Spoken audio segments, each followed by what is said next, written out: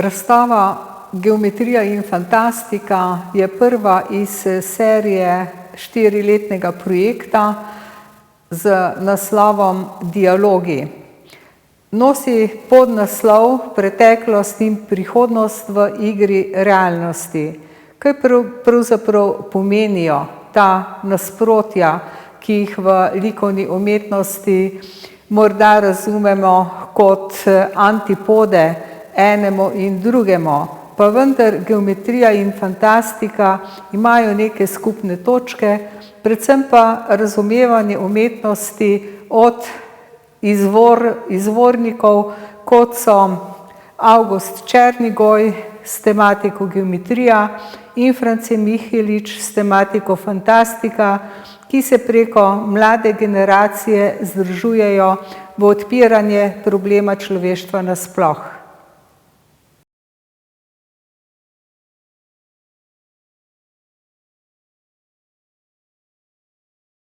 Iva Tratnik sodi v mlajšo generacijo, je večmedijska umetnica in se poleg slikarstva, ki je morda najbolj tipičen medij zanjo, ukvarja še z videom, performansom in z akcijo. Iva Tratnik se tokrat predstavlja z slikami, ki sodijo v sklop z naslovom Metamorfoze, se pravi preobražanja, spremembe, ki jih je načrtoval oziroma zasnoval že France Mihelič v svojem opusu Dafne in kasnejšim ciklusom, s katerim se bomo srečevali na začetku te razstave. Iva Tratnik z svojim delom sporoča vse črne misli, ki izhajajo iz človeka in njegovih dejanj, in človeka postavlja v prostor, kjer pravzaprav živijo samo še vegetabilne forme ali pa digitalna konstrukcija, omrežje sodobne civilizacije in kjer pravzaprav človek nima več svojega mesta.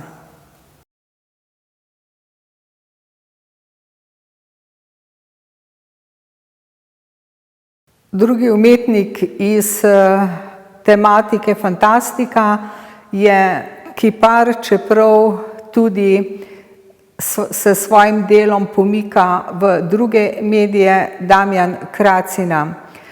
Z njegovimi deli se soočamo dejansko v najširšem pomenu fantazije.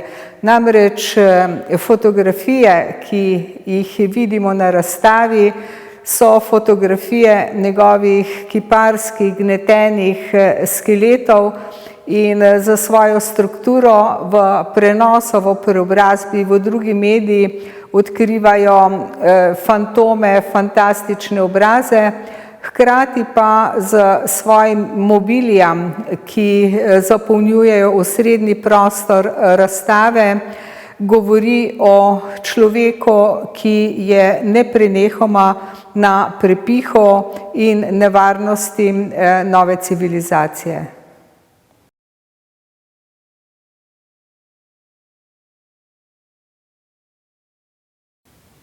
Slikar in grafik France Mihelič je eden najbolj prepoznavnih predstavnikov nadrealizma in fantastike v slovenskem likovnem prostoru.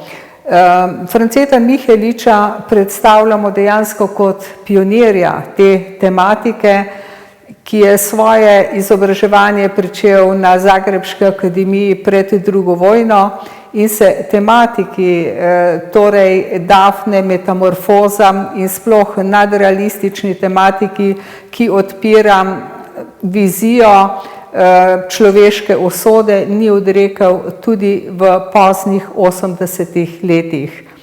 Da smo prišli do teh sijajnih del, grafičnih in slikarskih, se moramo zahvaliti muzeju v Škofji Loki in pa Pokrajinskemu muzeju Ptuj.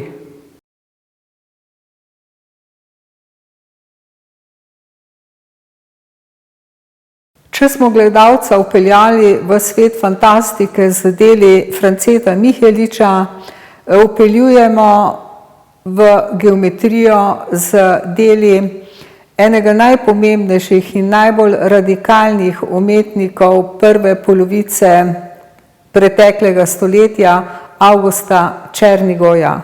Umetnika, ki je dejansko odprl nove dimenzije kiparstvo in slikarstvo in z svojim študijem, ki je vezan na nemški prostor pomembne in znamenite skupine Bauhaus, je v slovensko kiparstvo vnesel čisto geometrijo in prostorsko razsežnost.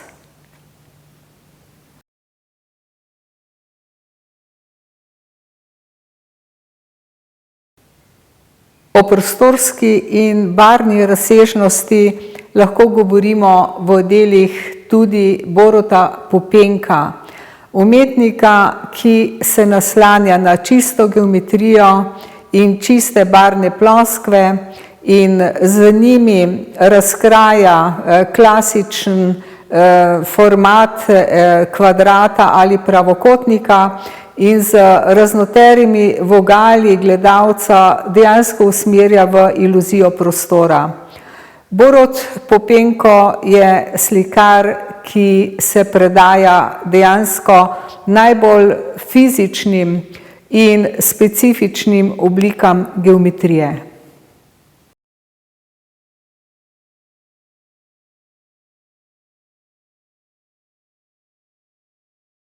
Če je August Černigoj za svojo geometrijo in prostorskostjo popeljal gledalca v novo tretjo dimenzijo, potem Roman Makše gledalca pelje še daleč. Potegne ga v jedro svoje instalacije, kjer z ostrimi robovi in geometrijo, hkrati pa z zgodbami njegovega življenja opisuje razmerje med javnim in med zasebnim.